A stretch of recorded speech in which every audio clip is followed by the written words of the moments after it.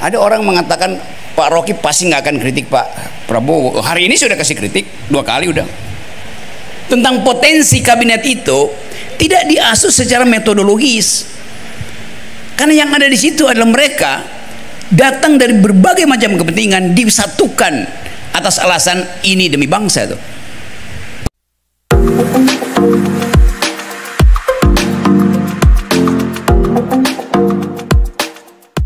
Terima kasih kepada Bung Rocky. Baik, kita langsung buka sesi pertanyaan saja ya Bung Rocky. Kita akan mulai mungkin untuk sesi pertama dulu.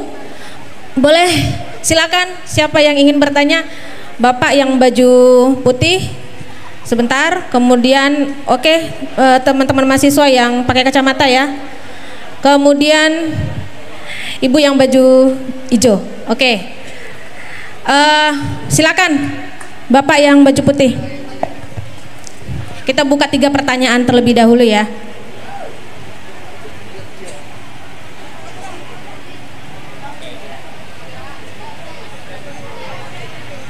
Silakan Pak, nanti langsung saja sebutkan nama, dari mana, fakultas atau dosen, silakan. Oke, baik. Bismillahirrahmanirrahim. Assalamualaikum warahmatullahi wabarakatuh. Oke, sebenarnya moderator ini Bung mengenal saya, tapi saya harus mengenalkan diri saya. Oke, nama saya Izhar Rahman, saya Kepala Bagian Perpustakaan Universitas Potensi Utama. Oke, kita sama-sama dari tanah Sulawesi, Bung Rocky. Oke, baik.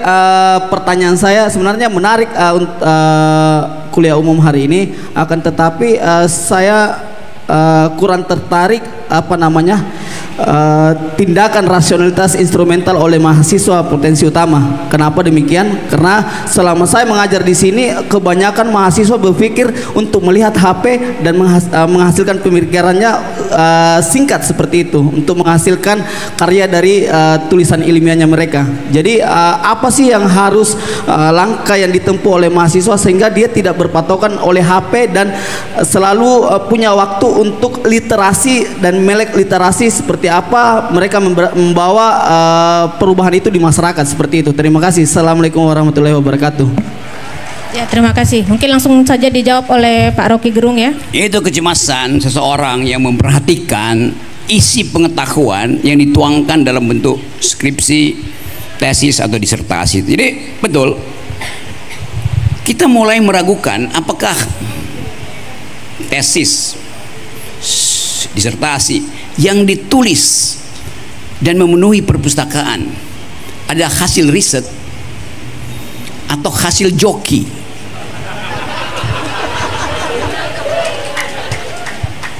Saya tahu itu 10 tahun lalu gejala yang sama sudah saya ketahui. Saya mengajar di Universitas Indonesia, mengajar logika, metodologi, critical analysis. Kalau udah sore, di antara Fakultas Ilmu Budaya dan Fakultas Ilmu Politik ada kafe namanya Next Door. Kita ngobrol di situ. Nanti mahasiswa saya datang, Pak Rocky, kenapa kamu? Ini ada yang ingin minta dibuatkan paper riset desain untuk keperluan tesis atau disertasi. Siapa dia? Bupati dari sini, gubernur dari sini, anggota DPR dari sana. Anggota-anggota DPR ini, bupati, pejabat-pejabat itu datang masuk UI untuk dapat ijazah, bukan untuk berpikir. Karena itu dia sogok membeli mahasiswa tingkat 1 untuk membuatkan papernya. Jadi bahkan UI yang mendalilkan diri sebagai world class university betul-betul sekarang jadi world class, kalau disingkat WC UI itu yang terjadi. Kasus Bahlil sekarang lagi dibongkar oleh Dewan Guru Besar. Bagi saya bukan Bahlilnya yang jadi persoalan, tapi mereka yang meluluskan Bahlil. Itu dasarnya. Kalau Bahlil kita udah tahu kan, Bahlil bilang ya pakai aturan, tapi kalau aturannya itu tidak menguntungkan, langgar aturannya. Udah. Tetapi universitas punya standar tadi itu, yaitu authenticity dari dalil, dari argumen. dan dengan mudah kita ulas apakah argumen, tesis, dalil, disertasimu itu betul-betul otentik dari pikiranmu. Ada batasnya. Oke, 10% boleh, 12% ada kesamaan, similarity. Tapi kalau udah sampai 98% itu artinya plagiat.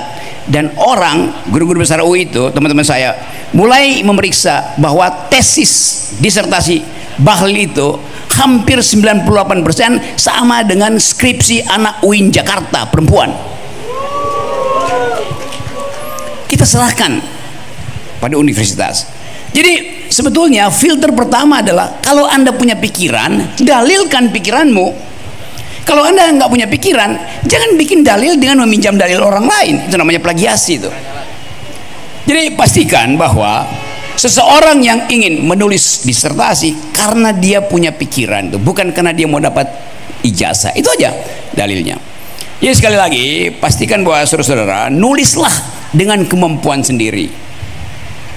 Referensi dimaksudkan untuk menguji kedudukan epistem dari tesismu, itu dasarnya.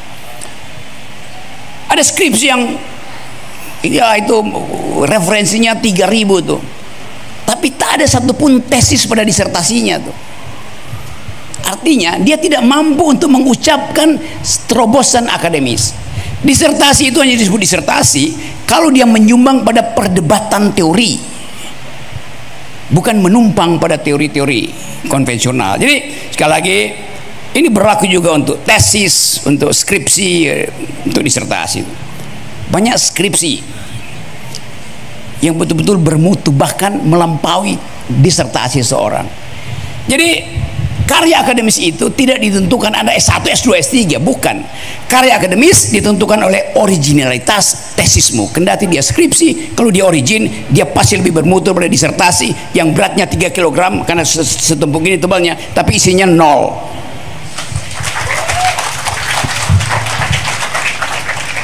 Oke. Baik, tadi sudah dijawab. Langsung saja kita tadi penanya kedua, silakan. Dari rekan mahasiswa. Nanti singkat saja, sebutkan nama, dari fakultas apa, dan langsung kepada poin pertanyaannya ya. Assalamualaikum warahmatullahi wabarakatuh. Selamat siang menjelang sore semuanya. Saya Ananda Sinulinga. Saya ingin bertanya, tapi mohon maaf ini nggak bisa langsung ke pertanyaannya. Jadi saya mau masuk ke pembahasan tentang IQ tadi. Kita tahu bahwa data yang mengatakan bahwa IQ nasional kita itu memprihatinkan, bahkan di level Asia. Dan saya berpikir skala lebih besarnya lagi, apa yang membuat orang-orang kita itu tak memiliki pemikiran kritis, kesulitan menemukan kausalitas di dalam suatu kritik terhadap pemerintah misalnya, selalu dibalas dengan sentimen. Kritis sedikit dikatakan anak abah, kritis sedikit ya dibilang pasukan barisan sakit hati. Bagaimana Bung Rocky memandang fenomena ini? Apakah Bung Rocky memandang adanya manipulasi pemerintah atas pembodohan yang begitu masif di negara Wakanda kita ini? Ya saya yakin Bung Rocky akan mengatakan, ya Mulyono gagal menjalankan amanat konstitusi, cerdaskan kehidupan bangsa.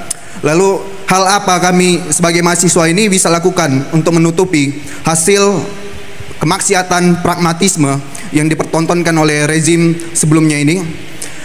Apakah masih bisa diselamatkan negara kita ini? Dan ya terakhir saya ingin menarik ke konteks psikologi juga.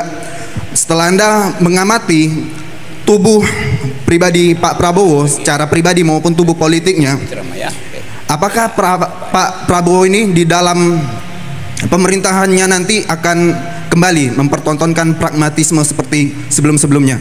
Sekian, assalamualaikum warahmatullahi wabarakatuh. Waalaikumsalam. Ya silakan Bung Rocky. Saya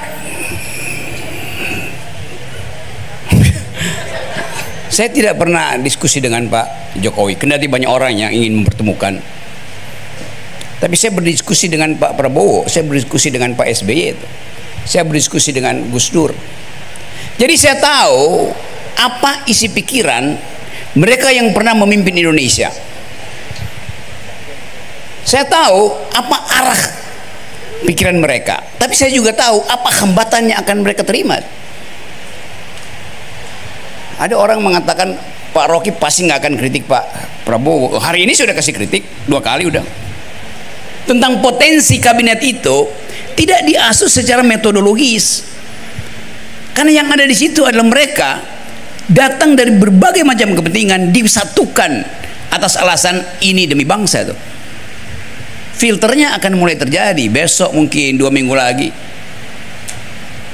Kan kalau kita bayangkan misalnya pidato pertama Presiden Prabowo Subianto, saya akan memimpin demi rakyat, tidak boleh satupun kesempatan diberikan untuk mencuri harta bangsa ini. Sangat ideal, sangat ideologis. Tetapi di dalam politik berlaku prinsip ada jarak antara election dan decision, jarak antara pemilihan dan keputusan itu. Kita mulai membayangkan normativity, dasolnya Prabowo yang di Pak Bambang bilang tadi bisa berjarak dengan dasain. Tadi saya kasih contoh bagaimana dasain itu sudah mendahului dasolen. Tidak boleh memanfaatkan jabatan untuk memobilisasi kepentingan pribadi. Menteri Desa barusan lakukan hal itu. Dasolennya dibatalkan oleh dasain. Kenapa? Karena keinginan untuk berebut APBN, berebut pengaruh, berebut pilkada. Kan itu dasarnya. Nah, kita mau cari cara. Bagaimana caranya? Ada 100. Tapi untuk kejujuran, oke, kita kasih benefit of the doubt. Silahkan Anda mulai, tapi kita akan tunggu. Di dalam 100 hari, pastikan bahwa ada critical point diucapkan lagi oleh para mahasiswa. Fairnya begitu. Jadi teman-teman, yang kita pikirkan hari ini adalah apa yang akan terjadi kalau seluruh janji yang diucapkan dalam pidato Pak Prabowo dibatalkan oleh kenyataan bahwa yang ada di kabinet adalah mereka yang mengintip APBN. Gampang, karena tradisi itu masih ada di situ. Itu yang menandakan bahwa Pak Jokowi gagal untuk menghasilkan filter di dalam proses menghadirkan pemimpin. Saya ucapkan berkali-kali formula saya. Pemimpin harus ditapis pada 3 langkah. Nah, kalau dia lulus etikabilitas, lulus intelektualitas, baru dia kita izinkan diuji elektabilitasnya. Itu sistemnya. Kalau sekarang dibalik, elektabilitas dibeli dulu. Dalam bentuk apa? Kampanye, poster, baliho. Jadi kembalikan, bring intellectual back,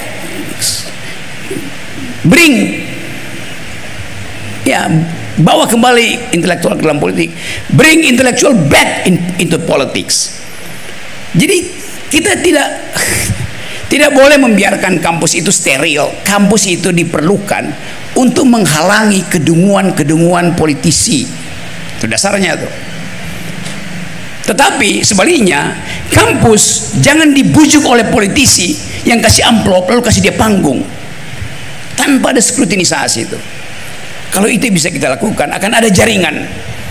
Kampus-kampus Indonesia akan mulai untuk mengatakan, Anda mau jadi pemimpin, silahkan datang di kampus kami. Panelisnya adalah para guru besar, profesor, dan mahasiswa kritis. Taruhan nama saya, 90% dari pemimpin itu akan gemetar. Karena mereka bukan leader, mereka hanya jadi dealer.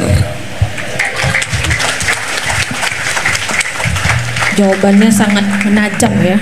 Tajam sekali. Oke, siap.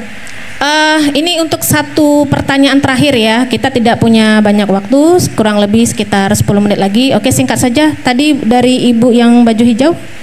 Silakan Ibu. Boleh perkenalkan nama, dosen dari mana? Baik, sebelumnya Assalamualaikum warahmatullahi wabarakatuh. Selamat siang Bang Rocky.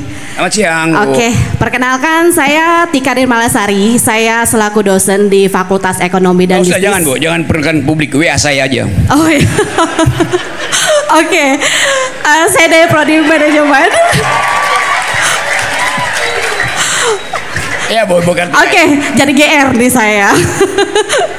Oke, Bang Rocky, gini sih pertanyaannya. Dari tadi kan kita sudah dengar ya pemaparan panjang dari Bang Rocky. Jadi singkat saja pertanyaan saya. Menurut Bang Rocky, kurikulum yang sampai dengan saat ini diterapkan di Republik Indonesia, apakah sudah mendukung mahasiswa sebagai agen perubahan sosial? Mengingat masih banyak juga kita lihat universitas-universitas yang masih belum mendukung kebebasan mahasiswanya dalam bersuara misalnya, seperti itu. Dan yang kedua, apa masukan dari Bang Rocky untuk universitas agar bisa melahirkan orang-orang yang bisa menjadi agen perubahan di masa depan? Itu saja. Terima kasih banyak. Wassalamualaikum warahmatullahi wabarakatuh. Ya, kecemasan kita diwakili oleh Kartika, Bu. Kartika tadi namanya. Ya. Apa? Tika. Ya, itu masalahnya kenapa nggak WA saya sehingga saya ucapin dengan baik. Oke, Tika. Kemampuan universitas selalu didasarkan pada isi kurikulum. Kalau saya tanya misalnya, di Indonesia kurikulum itu disediakan oleh negara. Bahkan swasta wajib ada standar akademis di situ. Kalau kalian pergi misalnya ke beberapa kampus di bagian barat Amerika, di Los Angeles, San Francisco, mulai ada tradisi bahwa setiap mahasiswa silahkan menulis kurikulumnya sendiri. Anda tiba misalnya di California, terus Anda mendaftar di sebuah, biasanya itu namanya University College, yang biasanya diasuh justru oleh kabupaten, oleh negara bagian. Itu bukan lagi standar Ivy League yang biasa diandalkan Stanford, Harvard, Boston, apalagi yang disebut Ivy League itu, Yale University. Sekarang mahasiswa itu bebas menulis kurikulum sendiri. Anda akan dijemput di stasiun kereta, rektornya bilang, Ucok, ku jemput kau di stasiun kereta karena ku tahu kau dari Medan, kau mau belajar di universitas, aku rektormu, ku antar kau ke kamarmu, lantai 3, kamar 304. Besok kau turun di lantai 1, temui aku, bawa kurikulum yang ingin kau pelajari. Si Ucok bingung, loh kenapa saya mesti tulis sendiri? Karena kepercayaan bahwa setiap individu sekarang mampu untuk menghidupkan pikiran dia demi hal yang akan dia capai nanti. Coba bayangkan, kita diminta bertanggung jawab terhadap kurikulum yang hendak kita pelajari. Anda mungkin katakan pada si rektor, Pak Rektor, saya hanya akan belajar 3 mata kuliah.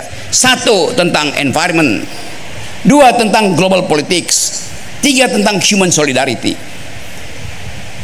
Rektornya bilang itu bukan mata kuliah, itu perspektif. Anda belajar perspektif sekarang, bukan mata kuliah. Karena semua mata kuliah akan diasuh oleh perspektif. Jadi ada perubahan radikal dalam cara kita berpikir. Nah, kita ingin itu ada di sini supaya kita bisa menghemat anggaran misalnya. Semua universitas masih diajarin bahasa Indonesia. Anda masih diajarin bahasa Indonesia kan? Ngapain ngajarin bahasa Indonesia pada orang Indonesia? Bagaimana coba ada kuliah bahasa Indonesia? Anda mesti diajarin bahasa Inggris yang seharusnya udah selesai ketika Anda SMA, udah bisa dengan standar grammar. Untung ada Ibu Bunda Ketua Yayasan yang membangun dan tahu bahwa fondasi ke bahasa Inggrisan kita itu lemah. Maka dari 20-30 tahun lalu dia bikin kursus. Untung ada Bunda yang mengerti bahwa kemampuan komputasi kita itu rendah, maka dimulai dengan kursus komputer. Dunia ini sekarang hidup dari riset. Siapa yang riset unggul, dia yang akan memimpin universitas. Kalau Anda baca, Anda ikuti seluruh universitas terbaik di dunia sekarang, hanya ada 3 klaster riset. Satu, riset tentang human genome, riset tentang DNA manusia itu, untuk tahu kebiasaanmu itu didasarkan oleh oleh nenek moyangmu itu dari mana. Kalau saya darahnya A, sangat mungkin nenek moyang saya datang dari wilayah pedalaman yang bertani. A stand for agriculture. Ada orang yang darahnya, jenis darahnya ditentukan oleh apa yang dia makan sejak ratusan ribu tahun lalu. Jadi dengan cara itu kita tahu bahwa manusia itu ada bagian yang tidak mungkin berubah, itu DNA yang dihasilkan jutaan lalu karena proses evolusi. Buat apa kita tahu itu? Buat efisiensi pengobatan, supaya obat itu tidak menjadi racun di dalam darah kita. Seringkali obat itu justru jadi racun karena kita tidak punya pengetahuan lengkap tentang DNA. Itu riset hari-hari ini. Riset kedua adalah di bidang big data. Kita semua setiap hari mengupload kondisi kita. Anda setiap hari status Anda taruh di situ, lagi belanja di toko mana, dibaca oleh big data. Oh, anak Medan itu doyannya adalah minum teh tarik misalnya, maka akan dijadikan Anda sebagai konsumen teh tarik. Jadi kita ada di situ, big data kita dibaca sebagai informasi konsumtif oleh perusahaan-perusahaan besar di dunia. Riset ketiga ada dalam artificial intelligence, yang sekarang orang bisa bikin paper lewat ChatGPT. Jadi kita ada di dalam keadaan memantau apa yang terjadi di dunia di dalam 3 fase itu. Artificial intelligence, yang kedua adalah big data, yang ketiga adalah human genome. Jadi itu yang akan jadi ulasan di dunia. Nah, saya ingin Universitas Potensi Utama memilih di situ apa yang bisa dijadikan mercusuar sehingga orang tahu di Potensi Utama ada riset yang sungguh-sungguh. Mungkin tentang artificial intelligence. Kan kita bisa riset macam-macam lewat perjanjian dengan universitas yang ada di luar negeri sebagai sister university. Jadi pastikan sekali lagi bahwa kita sedang menumbuhkan harapan generasi yang akan datang adalah generasi yang mengulas pengetahuan, bukan yang mengintai kekuasaan.